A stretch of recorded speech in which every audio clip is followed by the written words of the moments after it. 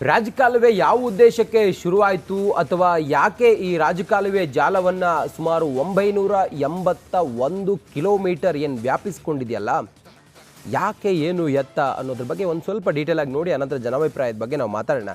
ನೋಡಿ, ಮಳೆ ನೀರು ಸರಾಗವಾಗಿ ಹರಿಬೇಕು. ಮಳೆ ಬಂದಾಗ ಈ ಸಿಲಿಕಾನ್ ಸಿಟಿ ಕಾಂಕ್ರೀಟ್ ಕಾಡಾಗಿದೆ. ಆ ಕಾಂಕ್ರೀಟ್ ಕಾಡಿನಲ್ಲಿ ಮಳೆ ನೀರು ಹಿಂಗಿ ಹೋಗೋದಕ್ಕೂ ಜಾಗ ಇಲ್ಲ, ಮಣ್ಣು ಕೂಡ ನಮ್ಗೆ ಕಾಣಲಿಕ್ಕೆ ಸಿಗೋದಿಲ್ಲ. ಹೀಗಾಗಿ ಬಂದ ಮಳೆಯ ನೀರು ಸರಾಗವಾಗಿ ಹರಿದು ಹೋಗಬೇಕು ಅನ್ನುವಂಥ ಉದ್ದೇಶ. ಹಾಗೆ ಆ ನೀರು ಕೆರೆಗಳಿಗೆ ಸಂಪರ್ಕಿಸೋದು, ಕೆರೆಯಲ್ಲಿ ತುಂಬಿದಂಥ ನೀರು ಹಾಗೆ ಮತ್ತೊಂದು ಕೆರೆಗೆ ಕನೆಕ್ಟ್ ಆಗುವಂಥ ಉದ್ದೇಶ. ಹಾಗೆ ಪ್ರವಾಹವನ್ನು ತಡೆಯೋದು. ನಾವೀಗ ಒಂದು ಮಳೆ ಬಂದರೆ ಸಾಕು, ನಮ್ಮ ಆಫೀಸ್ ಇದ್ದರೆ ಎಷ್ಟು ನೀರು ತುಂಬ್ಕೊಂಡ್ಬಿಡುತ್ತೆ. ಅದೇ ರೀತಿ ಬೆಂಗಳೂರಿನಲ್ಲಿ ಮಳೆ ಬಂದಾಗ ಪ್ರವಾಹ ಸೃಷ್ಟಿಯಾಗುತ್ತೆ, ಮನೆಗಳೆಲ್ಲ ಮುಳುಗಿ ಹೋಗುತ್ತೆ, ರಾಜಕಾಲುವೆ ಎಲ್ಲ ತುಂಬ ಹೋಗುತ್ತೆ. ಆದರೆ ಹಿಂಗಾಗಬಾರ್ದು, ಪ್ರವಾಹ ಸೃಷ್ಟಿಯಾಗಬಾರ್ದು. Sorry to interrupt. ಒಂದ್ ಕಡೆ ಇವರು ರಾಜಕಾಲುವೆ ಕ್ಲೀನ್ ಮಾಡ್ತೀವಿ, ಹೂಳು ಎತ್ತುತ್ತೀವಿ, ಅದರ ಒತ್ತುವರಿ ತೆರವು ಮಾಡ್ತೀವಿ ಅಂತ ಅದನ್ನ ಬೇರೆಯವ್ರು ಮಾಡ್ತಾರೆ, GBA ಮಾಡುತ್ತೆ. ಒಂದ್ ಕಡೆ BWSSB ಚರಂಡಿಗಳನ್ನು ಮೇಂಟೈನ್ ಮಾಡ್ತೀವಿ ಅಂತ, ಯಾರು ಯಾವುದು ಮಾಡಲ್ಲ, ಮಾಡ್ತೀವಿ ಅಂತ ಹೇಳ್ತಾರೆ. ಮತ್ತೊಂದ್ ಕಡೆ ನಿಮಗೆ ವೃಷಭಾವತಿ ಇದೆ. ವೃಷಭಾವತಿಗೆ ಅದ್ರದ್ದೇ, ವೃಷಭಾವತಿ ಯಾವ್ದು ರಾಜಕಾಲುವೆ ಯಾವ್ದು ಅಂತ ಹೆಂಗ್ ಗೊತ್ತಾಗುತ್ತಿವತ್ತು ಅಂತ ಪರಿಸ್ಥಿತಿ ಆಗಿದೆ. ಅದ್ರದ್ದೇ ಆದ ವಾಟರ್ ಬೆಡ್ ಇದೆ.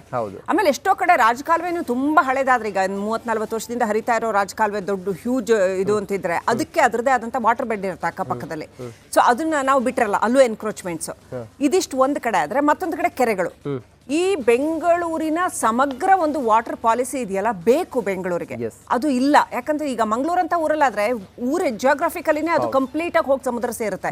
ನೀವು ತುಂಬಾ ಎಫರ್ಟ್ ಹಾಕೋದ್ ಬೇಡ. ಬೆಂಗಳೂರಿಗೆ ಏನಂತಂದ್ರೆ, ನೀವು ವಾಟರ್ ಮ್ಯಾನೇಜ್ಮೆಂಟ್ ಮಾಡಕ್ಕೆ ತುಂಬಾ ಪ್ಲಾನಿಂಗ್ ಬೇಕು ಅಂಡ್ ಟೈಮ್ ಅಂಡ್ ಅಗೇನ್ ಅದನ್ನ ಮ್ಯಾನೇಜ್ ಮಾಡ್ತಾ ಇರಬೇಕು. ಯಾಕಂದ್ರೆ ಸಮುದ್ರ ಮಟ್ಟದಿಂದ ಬಹಳ ಎತ್ತರ ಪ್ರದೇಶದಲ್ಲಿ ಇರುವಂತ ಒಂದು ಜಾಗ. ಟೆರೈನ್ ನೀವು ನೋಡಿದ್ರೆ ಬೆಂಗಳೂರು ಟೆರೈನ್, ಸೊ ಮತ್ತೆ ಸಿಕ್ಕಾಪಟ್ಟೆ ಕಾಂಕ್ರಿಟೈಸೇಷನ್ ನೀವು ಹೇಳ್ದಂಗೆ.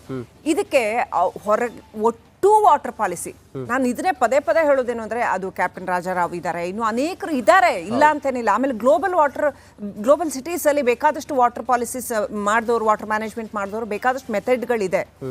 ಅದನ್ನ ಅಳವಡಿಸ್ಕೊಳ್ಳೋದ್ರ ಬಗ್ಗೆ ಒಂದು ಸಮಗ್ರವಾದಂತ ಚಿಂತನೆ, ಒಂದು ಸಮಗ್ರವಾದಂತ ಪ್ಲಾನಿಂಗೇ ಇಲ್ಲ. ನಯ ಪೈಸೆ ಪ್ಲಾನಿಂಗ್ ಇಲ್ಲ, ಝೀರೋ ಪ್ಲಾನಿಂಗ್. ಕೆರೆಗಳನ್ನ ಮತ್ತೆ ಈ ಚರಂಡಿಗಳನ್ನ ಅಥವಾ ಈ ಡ್ರೈನೇಜ್ ವಾಟರ್ನ ಸಪ್ರೇಟ್ ಆಗಿ, ಎಷ್ಟು ಕಡೆ ಡ್ರೈನೇಜ್ ವಾಟರ್ ರಾಜಕಾಲುವೆ ಹೋಗಿ ಕೆರೆಗೆ ಸೇರುತ್ತೆ ಗೊತ್ತಾ?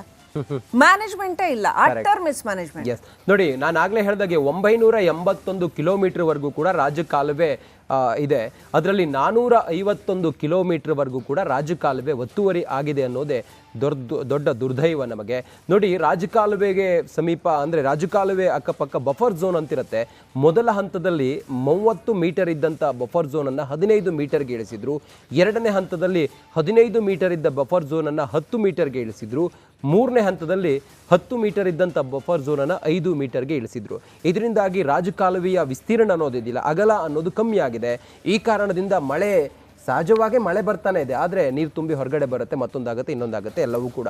ಹೀಗಾಗಿ ಈಗ ರಾಜಕಾಲುವೆ ಅನ್ನುವಂಥ ಇದೊಂದು ಈ ಜಾಲ 4,000-5,000 ಕೋಟಿ ಅಂತ GBA ನಮಗೆ ಮಾಹಿತಿ ಕೊಟ್ಟಿರೋದು, ಇವ್ರು ಖರ್ಚು ಮಾಡಿರೋದು. 2023 ನಲ್ಲಿ ಸಿದ್ದರಾಮಯ್ಯ 2,000 ಕೋಟಿ ಹೆಚ್ಚು ಹಣ ಬಿಡುಗಡೆ. ಎಲ್ಲೋಯ್ತು ಅದು? ರಾಜಕಾಲುವೆನಲ್ಲಿ ಕೊಚ್ಕೊಂಡು ಹೋಗಿದೆ. 173 ಕಿಲೋಮೀಟರ್ ವರೆಗೂ ಕೂಡ ಒಳಚರಂಡಿ ವ್ಯವಸ್ಥೆಯನ್ನ ಸರಿಪಡಿಸೋದಕ್ಕೆ ನೀವು ಹೇಳಿದಾಗ 2023 ಅದ್ರದ್ದು ಆಡಿಟಿಂಗ್ ಇಲ್ಲ. ಆಡಿಟಿಂಗ್ ಈಗ ಮಳೆಗಾಲ ಶುರುವಾಗಕ್ಕೂ ಮುಂಚೆ ಇವರು ರಾಜಕಾಲುವೆಗಳ ಆಡಿಟ್ ಮಾಡಬೇಕು. ಆಗಿದ್ಯಾ, ಆ ಕೊಟ್ಟಿರೋ ದುಡ್ಡಿಗೆ ತಕ್ಕನಾಗಿ ಕೆಲಸ ಆಗಿದ್ಯಾ, ಆಗದಿದ್ರೆ ಎಲ್ಲಿ ಹೋಯ್ತು ಹಣ, ಎಷ್ಟು ಬಾಕಿ ಇದೆ, ಎಷ್ಟು ಇನ್ನು ಆಗಕ್ಕೆ. GBA ನಲ್ಲಿ ಹೇಳೋರು ಕೇಳೋರೇ ಇಲ್ಲ, ಪ್ರತಿನಿಧಿಗಳೇ ಇಲ್ಲ, ಎಲೆಕ್ಷನ್ಸೇ ಆಗೋದಿಲ್ಲ. Same problem. ಹೌದು, ಇದು ಹಿಂಗೆ ಮುಂದುವರಿತು ಅನ್ನೋದಾದ್ರೆ ಬಹುಶಃ ಮಳೆ ಬಂದಾಗ ಬೆಂಗಳೂರು ಸಂಪೂರ್ಣ ಮುಳುಗಿ ಹೋಗುತ್ತೆ. ಈಗ ಮುಳುಗಿ ಹೋಗ್ತಾ ಇದೆ, ಇನ್ನು ಮುಂದೆ ಎಲ್ಲ ಕಡೆಗಳಲ್ಲೇ ನೀರು ತುಂಬ್ಕೊಂಡು ಬಿಡುತ್ತೆ. ನೀವು ಹೇಳಿದಾಗೆ ಈ ವಾಟರ್ ಮ್ಯಾನೇಜ್ಮೆಂಟ್ ನಾವು ಸರಿಯಾಗಿ ಮಾಡಿಲ್ಲ ಅಂತ ಹೇಳಿದರೆ ಬಹುಶಃ ಬೆಂಗಳೂರಿಗೆ ಇದು ದೊಡ್ಡ ಕಂಟಕ ಮುಂದೆ. ಎಸ್, ಜನ ನಿಮ್ಮ ಅಭಿಪ್ರಾಯವನ್ನು ನಮ್ಮ ಜೊತೆಲಿ ಹಂಚಿಕೊಳ್ಬಹುದು. ರಿಪಬ್ಲಿಕ್ ಕನ್ನಡದ ಧ್ಯೇಯವಾಕ್ಯ ನಿಮ್ಮ ಧ್ವನಿ. ಜನರ ಅಭಿಪ್ರಾಯಕ್ಕೆ ಒಂದು ಮುಕ್ತ ವೇದಿಕೆಯನ್ನು ರಿಪಬ್ಲಿಕ್ ಕನ್ನಡ ಒದಗಿಸಿಕೊಡ್ತಾ ಇದೆ. ಅದರಂತೆ ನೀವು ನಿಮ್ಮ ಅಭಿಪ್ರಾಯವನ್ನು ನಮಗೆ ತಿಳಿಸ್ಬೋದು. ರಾಜಧಾನಿಗೆ ರಾಜಕಾಲುವೆ ಕಂಟಕ ಎದುರಾಗಿದೆ. ಈ ಬಗ್ಗೆ ನಿಮ್ಮ ಅನಿಸಿಕೆಗಳನ್ನು ನಮ್ಮ ದೂರವಾಣಿ ನಂಬರ್ಗೆ ಕಾಲ್ ಮಾಡಿ ಹೇಳಬಹುದು, ಮೆಸೇಜ್ ಮಾಡ್ಬೋದು. ಹಾಗೆ ನಮ್ಮ ಎಕ್ಸ್ ಖಾತೆಗೆ ತಮ್ಮ ಅಭಿಪ್ರಾಯವನ್ನು ತಾವು ಹಂಚಿಕೊಳ್ಳಬಹುದಾಗಿದೆ. ರಾಜಕಾಲುವೆ ಅವನತಿಯತ್ತ ಸಾಗ್ತಾ ಇದೆ ಬೆಂಗಳೂರಿನಲ್ಲಿ ಅನ್ನುವಂಥ ವಿಚಾರ ಬೆಂಗಳೂರಿಗರು ಈಗಲೇ ಕರೆ ಮಾಡಿ ನಿಮ್ಮ ಅಭಿಪ್ರಾಯವನ್ನು ನಮ್ಮ ಜೊತೆಲಿ ತಿಳಿಸಿ. ಸರ್ಕಾರ ಹಿಂಗೆ ಮಾಡಬೇಕು ಅನ್ನೋದ್ರ ಬಗ್ಗೆಯೂ ತಮ್ಮ ಅಭಿಪ್ರಾಯಗಳಿದ್ರೆ ತಿಳಿಸ್ಬೋದು. 2025ರಲ್ಲಿ ಏನಾಗಿತ್ತು ನಿಮಗೆ ಗೊತ್ತಿದೆ ವೀಕ್ಷಕರೇ? ಮಳೆ ಅಬ್ಬರಕ್ಕೆ ಅರ್ಧಕ್ಕರ್ಧ ಬೆಂಗಳೂರು ಕೊಚ್ಕೊಂಡು ಹೋಗಿತ್ತು. ಈಗಲೂ ಅಷ್ಟೇ ಮಳೆ ಬಂದರೆ ಇದೆಲ್ಲ ನೀವು ಕಳೆದ 10 ವರ್ಷಗಳಿಂದ ನೀವು ನೋಡ್ತಾ ಬಂದರೆ ಪ್ರತಿ ವರ್ಷ ಜಾಸ್ತಿ ಆಗ್ತಾನೆ ಇದೆ. ಈ ಸರಿ ಬರ ಇದ್ದರೆ ಮಾತ್ರ ಬೆಂಗಳೂರಿಗೆ ಒಳ್ಳೇದು ಅನ್ನೋ ಹಾಗೆ Bengaluru started loving a good drought ಆಗಿಬಿಟ್ಟಿದೆ ಪರಿಸ್ಥಿತಿ. ಎಂಥ ದುರಂತ ನೋಡಿ, ವಾಟ್ ಅ ಪ್ಯಾರಾಡಾಕ್ಸಿಕಲ್ ಸಿಚುವೇಶನ್. ಮಳೆ ಬೇಡ ಅನ್ನೋ ಪರಿಸ್ಥಿತಿಗೆ ಬಂದುಬಿಟ್ಟಿದ್ದೀವಿ. ಯಾಕಂತಂದರೆ ಮಳೆ ಬಂದರೆ ಭಾಗಶಃ ರಾಜಧಾನಿ ಬೆಂಗಳೂರು ಮುಳುಗಡೆ ಆಗೋಗ್ಬಿಡತ್ತೆ ಅಂತ. ಸೊ ಅದನ್ನು ಮ್ಯಾನೇಜ್ ಮಾಡೋಕ್ಕೆ, ಮಳೆನ ಮ್ಯಾನೇಜ್ ಮಾಡೋಕ್ಕೆ ನಮಗೆ ಗೊತ್ತಿಲ್ಲ, ರಿಸೋರ್ಸ್ ಅದನ್ನು ಮ್ಯಾನೇಜ್ ಮಾಡೋಕ್ಕೆ ನಮಗೆ ಗೊತ್ತಿಲ್ಲ.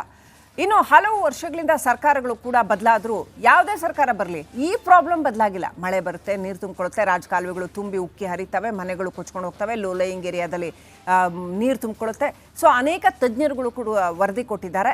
ಒತ್ತುವರಿಗಳನ್ನು ತೆರವು ಮಾಡಬೇಕು. 400-500 ಒತ್ತುವರಿಗಳು, ದೊಡ್ಡ ದೊಡ್ಡ ಒತ್ತುವರಿಗಳು ಇದ್ದಾವೆ. ಅಂದರೆ ಆಲ್ಮೋಸ್ಟ್ ಒತ್ತುವರಿ ಆಗಿದೆ ಎಲ್ಲ ಕಡೆ ಅಂತ ಅರ್ಥ. ಸರ್ಕಾರ ಸೂಚನೆ ಕೊಟ್ಟಿದೆ, ಅಧಿಕಾರಿಗಳು ಏನೂ ಮಾಡೋಕ್ಕಾಗ್ತಿಲ್ಲ. ರಾಜಕಾಲುವೆ ಸ್ಥಿತಿಗತಿ ಹೇಗಿದೆ ಅನ್ನೋದರ ಒಂದು entire report, complete report republic Kannada ಕೊಡ್ತಾ ಇದೆ ನೋಡಿ.